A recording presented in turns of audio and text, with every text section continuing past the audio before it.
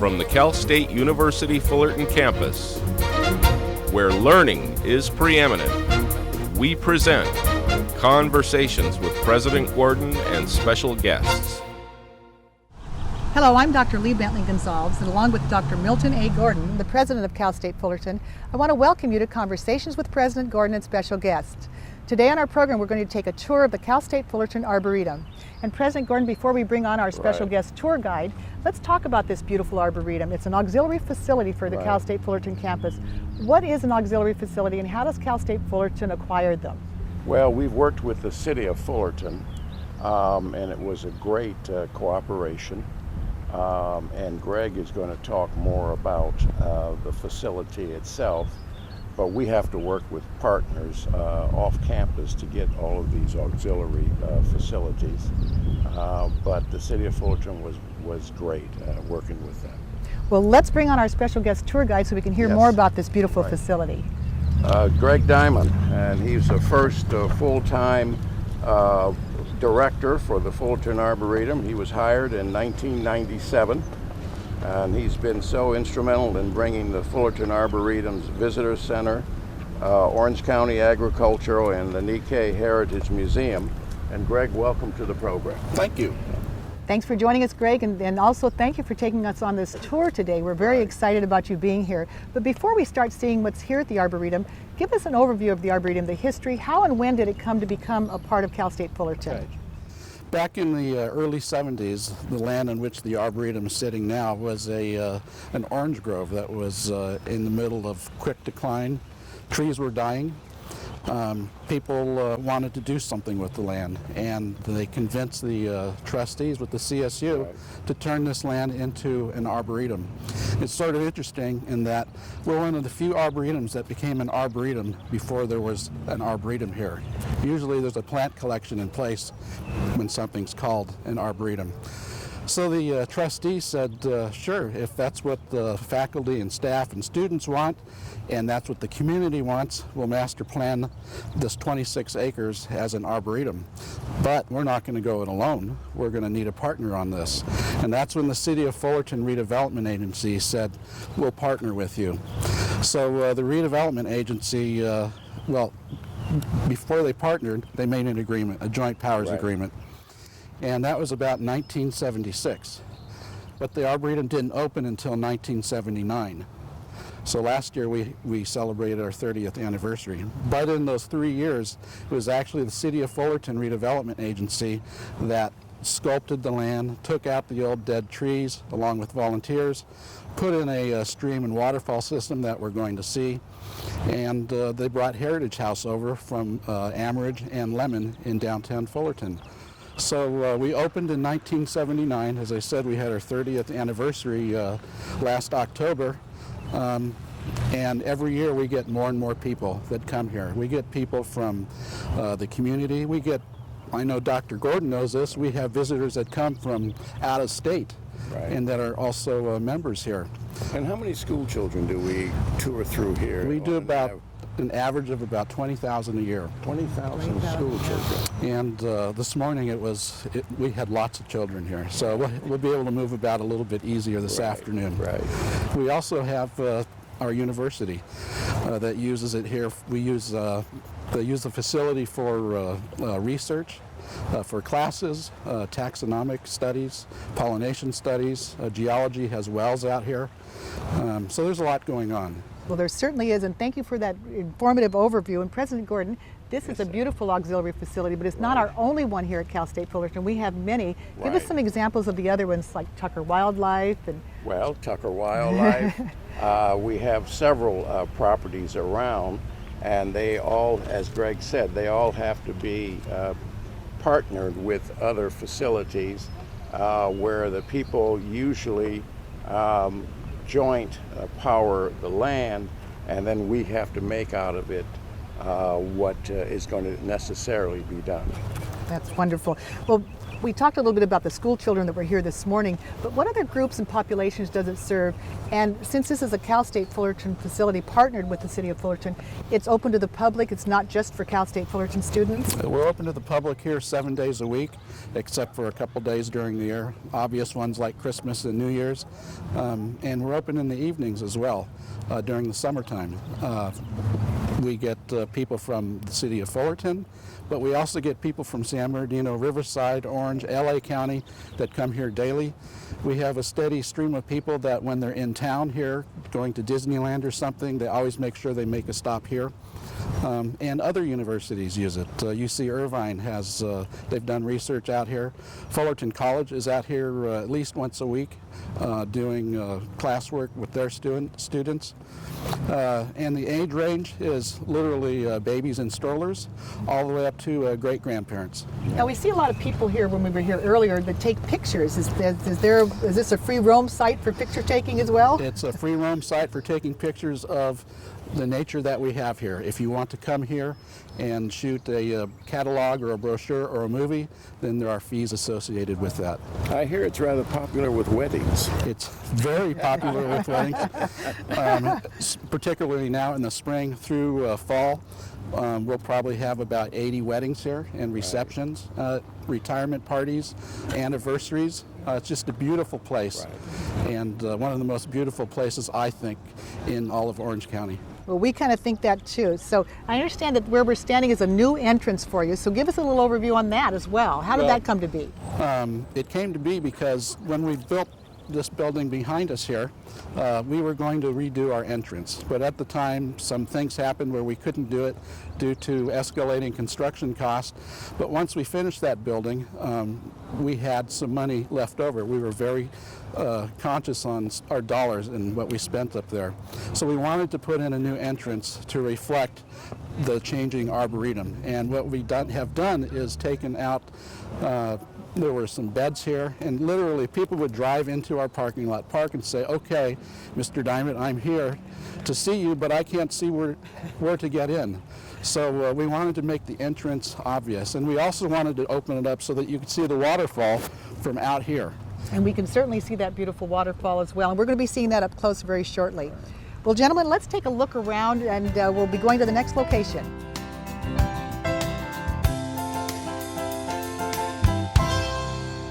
Well, Greg, here we are at the pond area, and we have this beautiful nature behind us. Tell us about this area. What's unique to this area, and is this the only pond that the Arboretum has? And what about some other water areas in the park?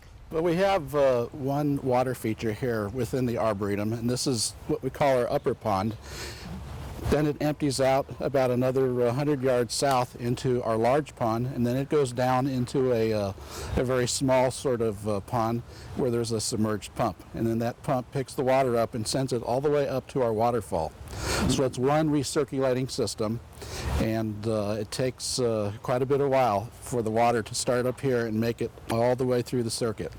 But with that, you know, we have our riparian plants that live in the water. We have animals that live in and around the water.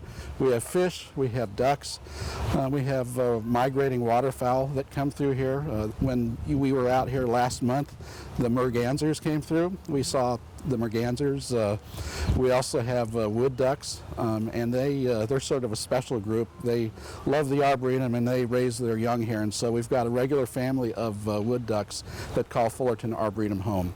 And they call more than Fullerton Arboretum because they seem to be all over the campus, and they kind of rather take over, and they're very, very bold. They don't seem to be bothered by the students walking back and forth. And no.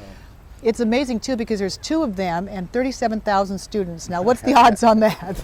You know, our students here at Cal State Fullerton love the Arboretum and they love the animals that live here. So if anything, sometimes we love them too much and we start to feed them, and of course we shouldn't, but students come up here just to see the fish and the ducks. In fact, one of our professors, Dr. Mike Horn, he brings his ichthyology class up here and they seine the lake. And so then they see what they get out of their nets once they seine it, and they document all of that and then put it back in the lake. So There's a lot of activity with our pond and stream system, but around it, for instance, over here to my right, we have our rare fruit grove, which is made up of fruits that you typically can't find in supermarkets. And what we do is we try to put plants in there that people aren't familiar with. I mean, most people, or a lot of people drink coffee in the morning, but they don't know where their coffee comes from or what kind of plant it comes off of. So we've got a coffee plant in there, and we've got some other recognizable fruits that people wouldn't suspect how they're grown. And President Gordon, this beautiful facility is one of the best places for natural resource here on the Cal State Fullerton campus. And it's a way that the Cal State Fullerton campus has a connection with the community. Right. Tell us about the community connections that we have here at Cal State Fullerton. Well, the largest community connection is our theater season. But when I was listening to some of the figures that Greg was just commenting on, the use of the Arboretum and just 20,000 school children, this would also have to be one of the biggest community draws there are. And all of our athletic events are large, especially our baseball program. It's a big draw for the community, but we have a number of our community draws. And Greg, let's talk a little bit about the plants that you have, the native plants here at the Arboretum. You shared with me that the collection is over 4,000 plants situated on this 26 acres. Give us an overview of the types of plants that you have and some of the memorable ones that people have known the Arboretum for. Okay, well, we have 4 main plant collections here. That's our desert collection, Mediterranean collection, cultivated collection, and our woodland collection. Cultivated collection would be any type of plant that humans cultivate for eating or for selling, like roses. You don't eat roses, but you do cultivate them, and some people sell them. Our desert collection, we have plants from our own Mojave Desert. We're going to see some of those, but there are also other deserts throughout the world, so we have several different desert collections. So in all of those 4 main plant collections, we have 26 sub-collections. Memorable plants, I think whenever anybody sees the ombu for the first time, they always just look at it, their mouth drops open, and they say, my goodness, that's one of the biggest trees I've ever seen. And I always say, well, how old do you think it is? And they say, oh, that tree's got to be at least 100 years old. And I say, well, remember, we're only 30 years old, and this used to be an orange grove. So with a little bit of sunshine that we get here in California and a little bit of water, that tree has just become so enormous. Mm-hmm. Yeah. Well, President Gordon, does the Arboretum have its own funding? Well, no, and the Arboretum raises funding. The city was very generous in allowing us to partner with this organization, the city of Fullerton. But Greg, how do you raise funding and volunteers for the Arboretum? Well, we have a support group called the Friends of the Fullerton Arboretum, and that's where we get our volunteers from. So people sign up, they become members for $35 a year and up, and then they come out here and they can toil and sweat alongside the rest of us. But we do things like weddings. We have a special group of donors called the Chaparral Society that give anywhere between $1,000 and $10,000 a year to be in that society. We have tours. We charge for some tours. We charge for the rental of our new facility up here. So there's a variety of ways, but you know, one of the best ways that we raise money around here is just the old-fashioned fundraising way. It's going out, and people are passionate about this place. We find those people and we make them our friends. They want to be friends because they believe in Fullerton Arboretum and Cal State Fullerton. Right. And you don't charge to tour the area, but you do have a little donations area there as you come in. We do, that's correct. And when I speak at groups with other garden directors from around Southern California, I always raise my hand and say, we're the only ones that don't charge. Come see us. And Greg, if I'm not incorrect, don't you have a particular smelly flower here? We have the Titan arum, which hasn't bloomed in a couple of years. There was a report in the register last year that the arum was no longer here. That's incorrect. The arum is here, and we hope that it'll bloom within the next 7 years. When it does bloom, there's a line of people out the gate waiting to come in and see it. Before I go home at night, my wife makes me take my clothes off in the garage because I smell so bad because I've been around the flower for many hours. Now, what about the Venus flytrap? That may not be here, but that is on our campus here at Cal State Fullerton. We do. The biological greenhouse is down on campus under Ed Reed's direction. He's got a whole big collection of not just Venus flytraps, but other insect-eating plants. And it was actually Leo Song, the greenhouse person before Ed, who brought them all in. We occasionally bring those up when we have special children groups coming in, because kids love plants that eat things. Yeah.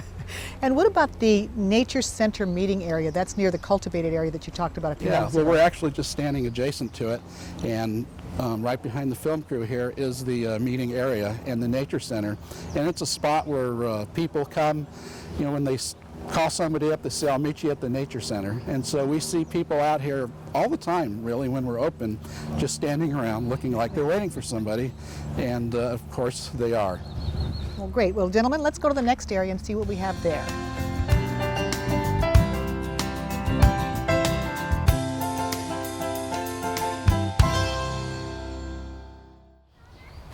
Well, Greg, here we are at the very recognized part of the Arboretum, and that's the 115-year-old Heritage House. So give us some background on the Heritage House, the owner, how it came to be here at Cal State Fullerton, and basically inside, the tours that are available, all the events that are held here. Sure.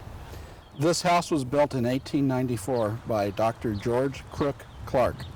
He built it as a wedding gift for his wife, Edith Clark, who he met in Norwalk. Dr. Clark was on the first city council for the city of Fullerton, and he was also Orange County's first coroner. And he was a country doctor back in 1894, which was sort of the Victorian era. So this is an East Lake Victorian architectural style house. As I said, he built it for his wife. The inside of the house is filled with period antiques, sofas, doctor tools. I always say when I ever go into the doctor's office that I'm glad I didn't have to go to the doctor in 1894 because it didn't look comfortable. Well, especially if he was the coroner too, that wouldn't have been very comfortable either. Right. But today, and it was moved over here in 1972. Actually, before there was a Fullerton Arboretum. So I'm not exactly sure how this site was chosen, but here it stands. Today we have a support group called the Victorian Society who dress up in Victorian clothing every weekend, Saturday and Sunday, and offer tours of the house. And we also have a program called the Local History Program where all the third graders in the area come here to learn about local history, which is a state mandated requirement for the third grade. You learn local history. So when they come through, they start at the front door, they go out the back door and learn how to wash clothes out in the back and see the outhouse. But they learn about the day in life of living in Orange County in 1894. Now this is also a very famous spot for a lot of activities here. We talked about weddings and receptions. Are they mostly held here at the Heritage House? Most of the weddings that we have are held behind Heritage House in the arbor. We use the Heritage House as a place for the bride to prepare herself for her wedding. But then once she's prepared, she goes out the back door and down the green running carpet at the arbor, and it's just a really beautiful, beautiful setting. How many weddings do you have here a year? We do about 80 a year, but in addition to that, we have retirement parties, anniversaries, and we do memorials too. And anywhere in the site here can they have the events, or is it specific locations that events are held? There's about 3 main locations, but some people, for instance, last year somebody wanted to get married in the Redwoods, so they were married over there in the Redwoods. We pretty much let people go where they want as long as they're kind to the plants and the animals that are here. Well, President Gordon, we talk about the wonderful resources that we have on the campus, the rec center, the library, the performing arts, the Arboretum here. Yeah. What is the added value to Cal State Fullerton as a campus to have these type of resources that service the community? Very valuable. They're a big draw for the community. For instance, the Heritage House, I always hear people talking about coming and doing the tours, and especially with the ladies dressing up in the Victorian clothes on the weekend, and it's a big draw for the entire campus. But other events, as I say, some of the other activities on the campus are also big draws. Our theater season is one of the largest draws for the community as such. Our athletic programs are big draws, but the Arboretum here is really one of the largest participants from the community.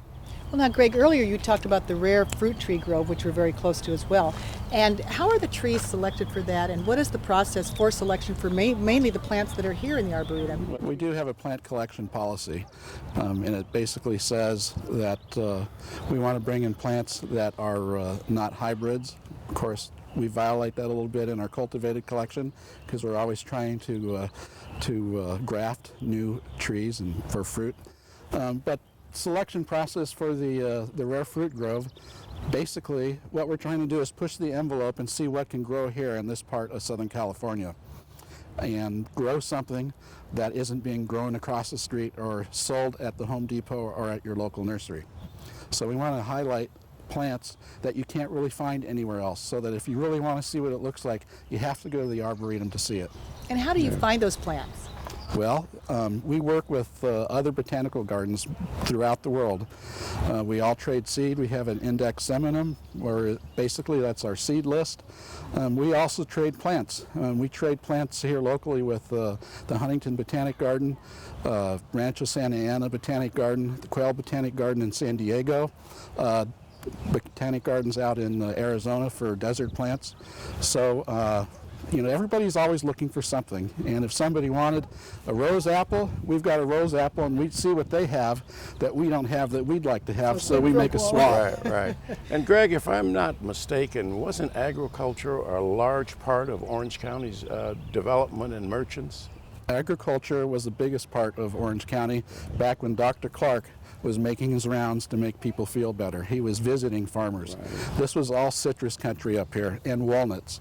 Down towards the coast, we had the strawberries, chili peppers, lima beans, sweet potato. And we'll talk a little bit about that when we get up to our museum. But Orange County was agriculture. It was, yeah. It was one of the largest products of agricultural in the United States, wasn't it? Correct. Yeah. In fact, we shipped more oranges out of here to the East Coast than anybody else did back when we were producing oranges. Right. Well, President Gordon, earlier we talked about how we acquired the Arboretum and the agreement that we have with the city of Fullerton. And it's 26 acres, and now with the budget cuts, the crunches, and everybody wanting space inside and outside of the classroom, the Arboretum will always have this 26-acre space. It's not about being encroached here because we have dorms very close behind this. Right. And we probably are needing more space for our dorms, but nothing can come on this land. Is this always safe here at the 26 acres? I would always hope so. It is absolutely, the city of Fullerton has been great partners with us, and the Arboretum is now nationally and internationally known. Correct. Our citrus collection here is the national citrus collection for the U.S. Department of Agriculture and the American Public Garden Association. So we're a part of that plant collections consortium because of our citrus. And pretty secure in your space, I would say. Now, how about maintenance and upkeep? How does that get done? Who's responsible for the upkeep of all this? It's quite big and quite a lot. It is. It's a lot of work, let me tell you. We're open 7 days a week. So 7 days a week, we have people out here working here, not just here, but behind the scenes, propagating plants to come out here. But we have a curator of living collections, and his name is Chris Barnhill, and we've got a staff, very small staff, but we supplement that with volunteers. So we have a group of volunteers, another support group called the cultivators. And the cultivators are out today cultivating. They are working on the front entry, getting it ready for what we're doing now, and they did some other work out on the other side of the Arboretum. Well, I'm sure we'll see them as we tour, so let's go to the next area, gentlemen.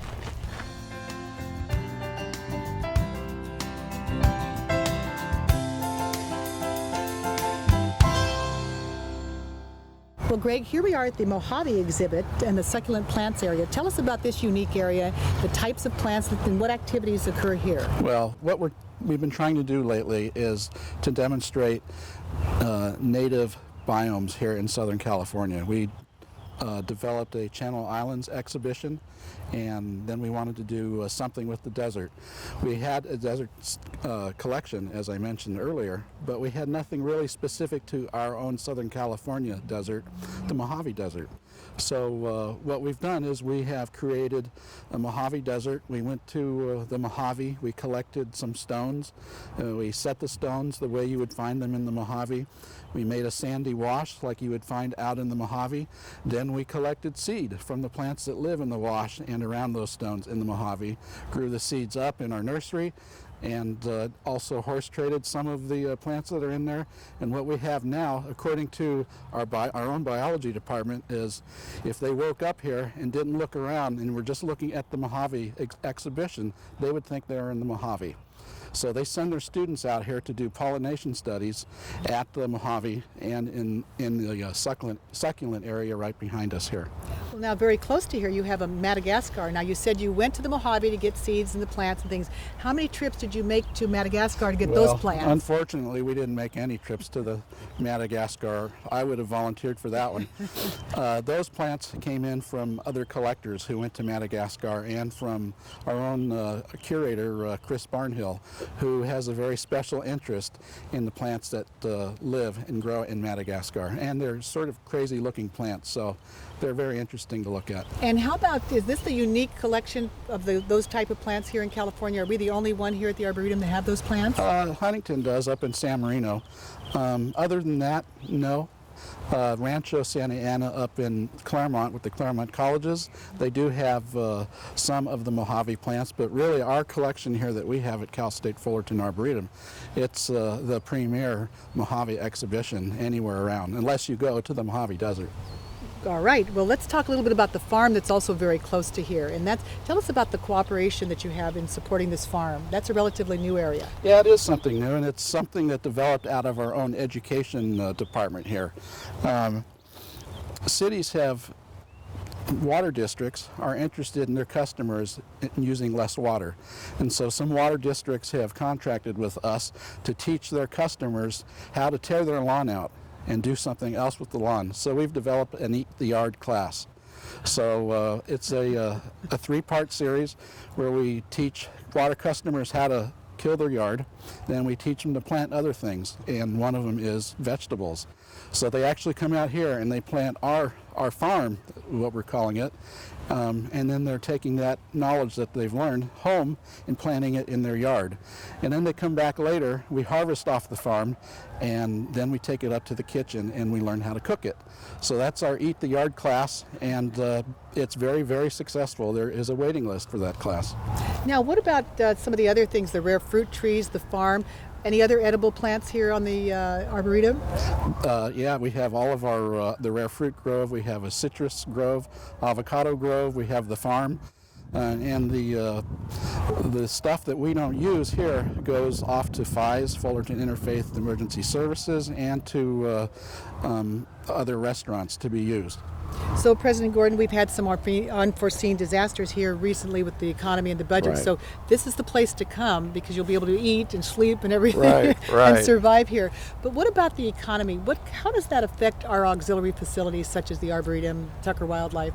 Well, it affects all aspects of the university in reality, because once you have a tough economy, Greg isn't going to be able to raise as much money or volunteers as he could in a much better economy. But it would affect all of our auxiliary organizations. And but it, you know, if you got to think through success, and we will survive this tough period of time, and that's what you really have to stay focused on. And it's not the first time we've been here, so we No. learn on our success from the last time as well. Yeah, unfortunately, I've been through several of these downturns. We certainly have. And Greg, how about, we talked about unforeseen disasters, but what about natural disasters? Anything ever happened to the Arboretum? Because like at Tucker Wildlife, for example, they had fires, floods. What do we have here, or have we had anything? Yeah, well, you know, we're in an urban area, whereas out at Tucker, it's very rural, and they're adjacent to the Cleveland National Forest. Fortunately, we don't have the national forest next to us, so we're not going to see those big burns and the mudslides and the flooding. However, during the freeway complex fire that we had here a couple of falls ago, we were very concerned. There were burning embers coming into the Arboretum, so we had a 24-hour watch here. We had people here, and we got through that. I mean, that was pretty tough. We got through it wonderfully. We had many people that lived here or that work here that lost their homes. So that was a terrible thing, and hopefully that'll be the worst natural disaster the Arboretum experiences. We certainly hope so. Well, gentlemen, let's go to the next area.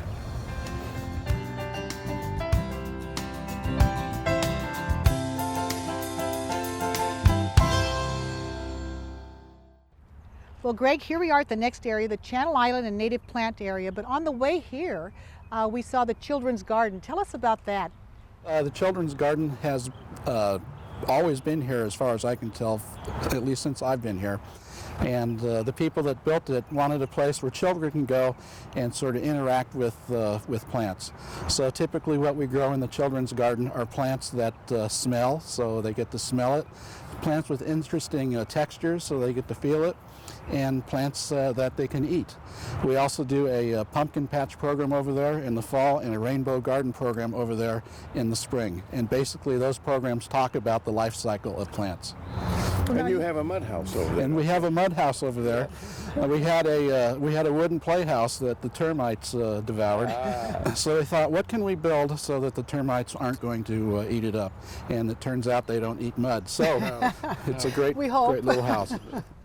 Well, in this particular section, the Channel Island and Native Plant area, you have the Mediterranean collection. And this is a very unique section and very creative. So give us an overview of this and give us the history of how this came to be very creatively, because you were definitely a part of that. This section that is behind us has been part of our Mediterranean collection, and the sub-collection is the Channel Island collection. When we built our new facility, we needed to remove our nursery and put it somewhere. So we put it back here, and you can see behind us the roof of a greenhouse. When the dozers came in and cleared the land so that we could put our greenhouse there, you could stand right here and your cameras would be viewing the 57 freeway. And when they did that, we said, oh my goodness, we can't have this. So what are we going to do? Well, the folks on campus were building a parking structure, and the design and construction team said, do you need any dirt? And we said, yeah, we do. So we're going to build a berm. So we built a great big berm there. Then we went out to the Mitsubishi concrete factory in the desert, and they gave us these stones that we arranged that you would find on cliffs in the Channel Islands here off the coast of California. So we placed the stones, and then we got in a boat. One of our donors, who's also a donor to the theater program, has a boat. We sailed off to the Channel Islands and we collected seed. And we also went to the Catalina Island Conservancy, and they gave us a bunch of plants. So we sailed the boat back and we offloaded them in San Pedro, drove them up here. All of these plants here are from the Channel Islands. So that's kind of rare. Absolutely beautiful and very creative, and I just love that story because it shows, instead of going, oh no, what's going to happen, you were able to create something out of it that made it just wonderful. So very, very nicely done. Well, now there's so many plants here, and what you have done, which is unique, is each one has a plant stick. And tell us a little bit about the plant sticks. Who creates those, and is every plant named? Well, every plant has a name, but every plant doesn't get a plant stick. If we did that, then we feel that the garden would just be covered with sticks and these man-made little signs, and we wouldn't get the feel of nature that we have here. But our curator does provide a list to a volunteer who sits back in our maintenance yard at a pretty fancy engraving system, and he inputs the list that our curator gives to him, and then we have a fancy machine that instantly, like that, carves out the names of these plants. Then he drills a hole through the label into a metal stake. We pop it with a rivet. Then we come out here, we stick it in the ground.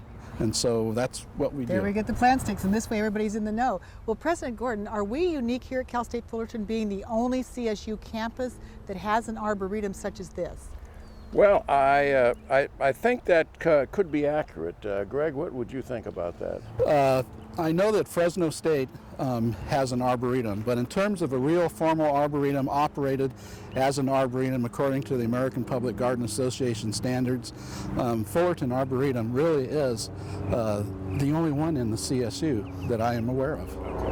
And that answers your question. It certainly does. Thank you, Greg. Thank you, President Gordon. And now the next question is, are these plants, is this an area that is constantly a work in progress? Is it being replanted? Are they replenished? What's the status of the plant sections here? Well, the status is we've got a good structure. We have good bones, and so we're always putting more meat on the bones.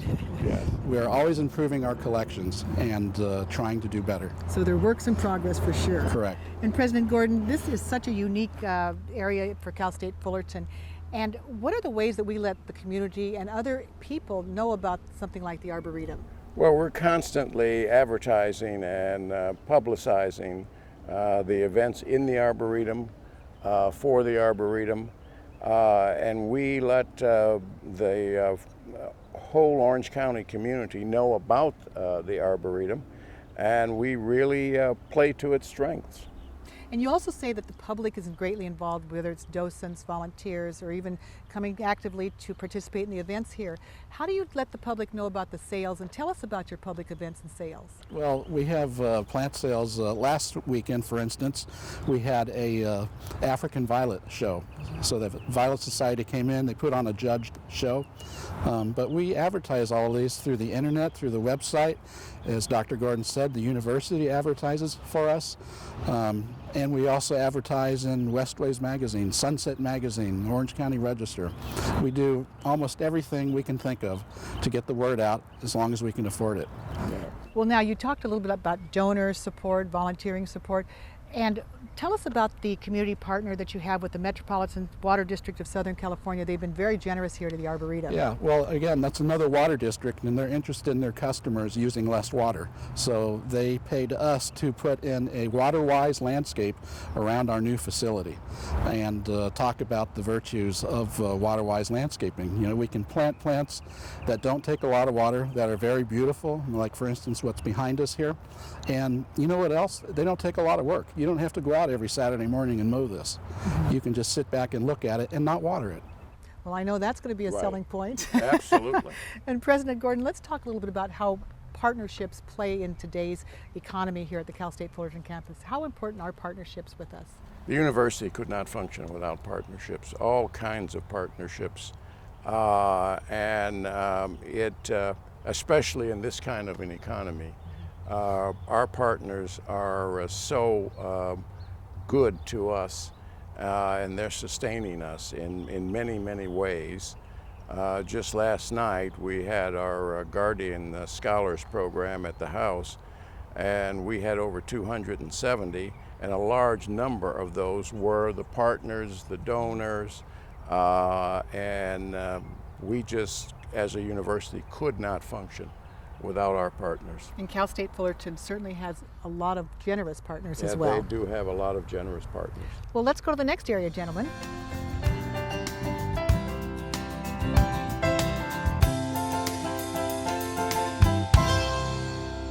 Now, Greg, we're here at the Orange County Agricultural Nikkei Heritage Museum Visitor Center, which is the focal point of this area here at the Arboretum, and it's the brand new building. So give us the background of the museum and the rich history of the agricultural legacy of Orange County, as well as the Japanese-American contribution. Well, as we talked about a little bit earlier in the show, Orange County was about agriculture back in the 1890s, early 1900s, and here at the Arboretum, with our rare fruit grove and our citrus grove and our avocado grove and our farm, clearly we're about agriculture here too, or about preserving this area's history, actually both. So when we wanted to build this new facility, we wanted to have a museum that would really highlight the things that we're doing here and this county's history, rich agricultural history. I mean, there really aren't any farms left here anymore. Now we're growing homes, and but there was a lot going on before that. And so we looked at the people who farmed here in Orange County, and you know, you've got a lot of names that are recognizable. The Knotts farmed, the Kramer's farm, the Bradford's farm. But there were other people that farmed here too, and that was the Japanese American, the Nikkei community. And were great farmers. In fact, many of them, they're really the only farmers left here in Orange County, really, when you think about it. But the Japanese Americans farmed more chili peppers. This was the biggest chili pepper producing region in the world back in about 1900, 1910. The old Ben-Hur chili cans that we've seen in shops and places, that was from Orange County, from the Japanese Americans here. And they did sweet potatoes. They did strawberries. They're still doing strawberries today. In fact, one of our major donors, Tomio Ito, is a big strawberry farmer. Now, what about the museum? We see the museum is here as well. And give us an example of the types of exhibits that are there, and is it open to the public? It's open to the public during the weekends, and right now we have an exhibit in there, a mini exhibit. It's about Heritage House, Dirty Hands, White Gloves. It's about gender roles in Victorian Orange County at the turn of the last century. So we have items in there from Heritage House that interprets the man and the woman's role here in Orange County. Before that, we had Farmers to Flyers, which highlighted the farm down at the El Toro Marine Corps Air Station before it was an air station, and the transition from a farm to an air station. We had Sowing Dreams, Cultivating Lives, about Japanese American farmers here in Orange County and how they got here, how they got into farming, all the way up until the time they were sent to internment camps. So the exhibits we've had have been very fun. They've been very informative. I've learned a lot about Orange County. And the next one that's coming up, the next exhibition, which will open in April of 2011, Civil War to Civil Rights here in Orange County in California, based on the book A Different Shade of Orange. So I think that's going to be an exciting exhibition. But the other neat thing about it is, you know, I'm an Arboretum director, and my staff here, they are gardeners, they are volunteers. We don't have a great big staff. This is a connection to Cal State Fullerton, and it's the Center for Oral and Public History.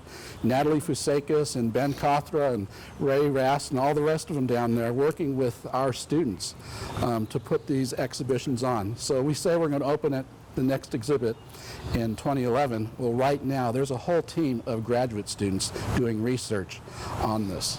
Exactly, getting ready for that day. Now, you also offer classes here at the Arboretum. Tell us about the types of classes that you offer, and who would be the audience for these classes? We heard a little bit about the Eat to Live classes. We offer yoga. We offer how-to classes. Eat the Yard is one of them. Rose pruning, tree pruning. With our new museum, we're going to begin offering seminars on history, on Victoriana, and talk about what happened in Orange County back then. This will complement the exhibits that we have in the museum.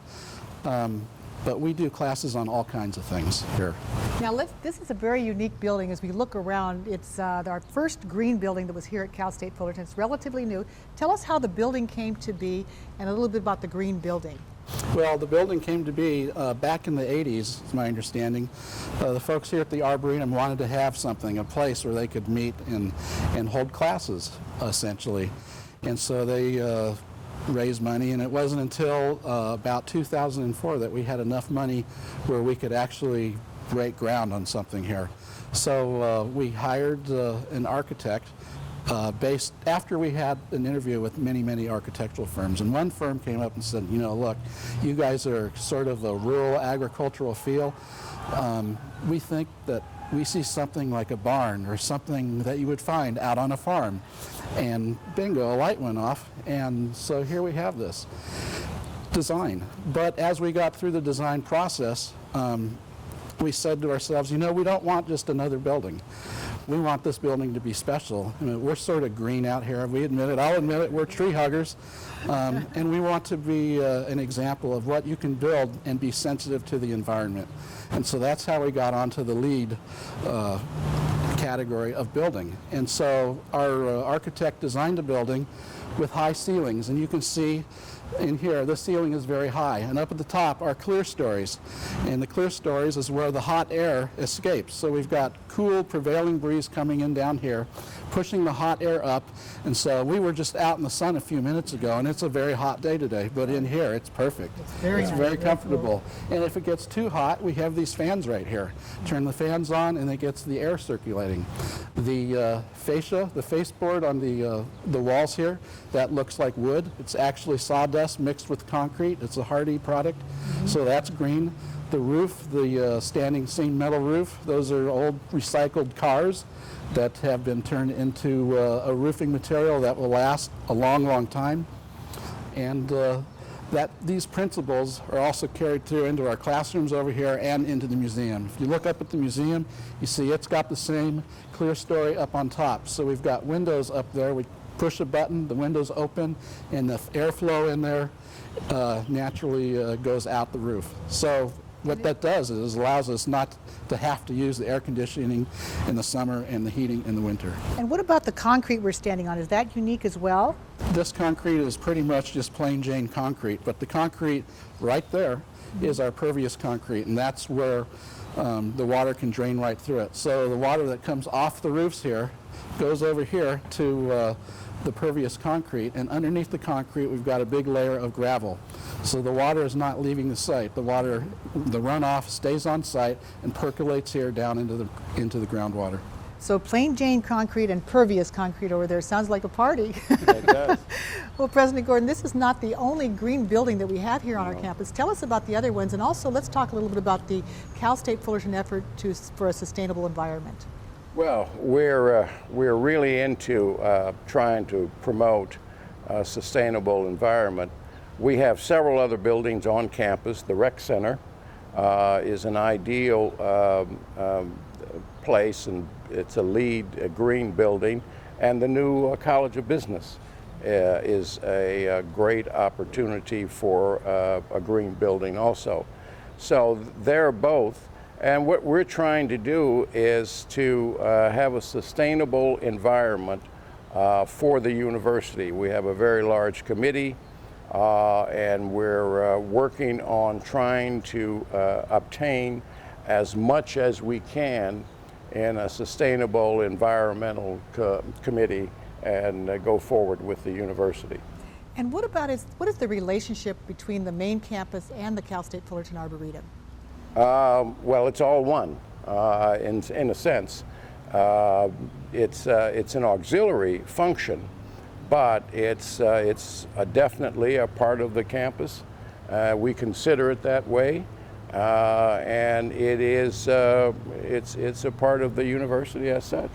And Greg, when we talk about the Arboretum, you say that you need support from volunteers. We also get support from donors, alums. But tell us about the volunteer opportunities that are here for people that would like to get involved with the Arboretum. What types of opportunities are available?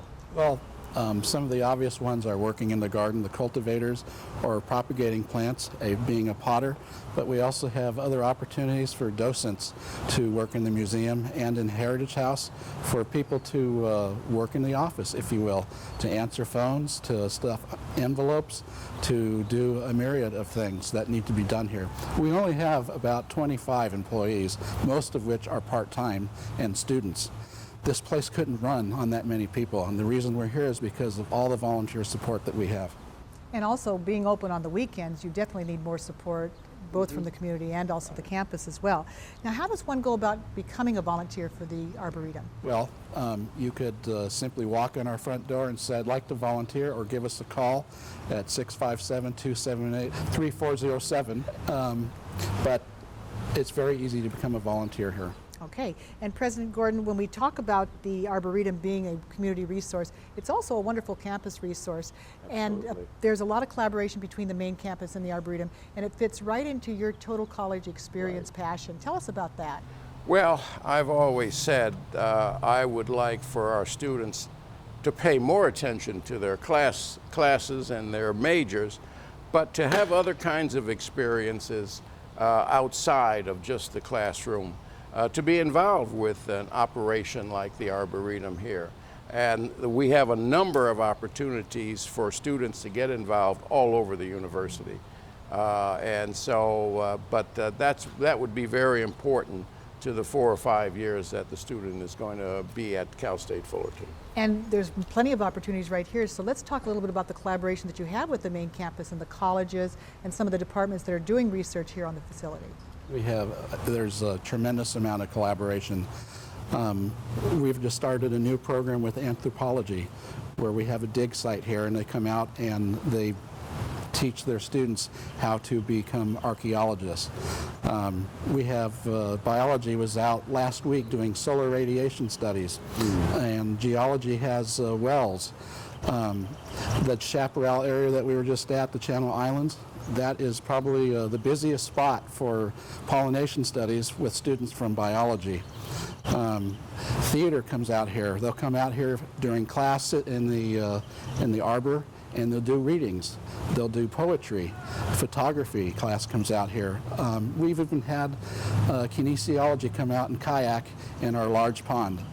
Other research that's going on right now, the research for the next exhibit in our museum, there's a whole team of grad students working on that, and I'll be going to their first presentation next Tuesday to see how they're coming on that. So there are many, many opportunities, and there's always something going on here with our academic side and at the Arboretum. And that's very, very important too as well. And gentlemen, let's go to the next site.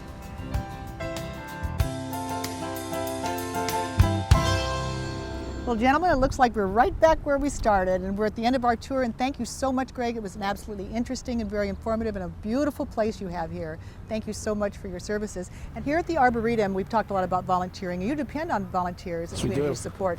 So what would be a contact number or information that they could call and get more information about participating with the Arboretum, volunteering, etc.?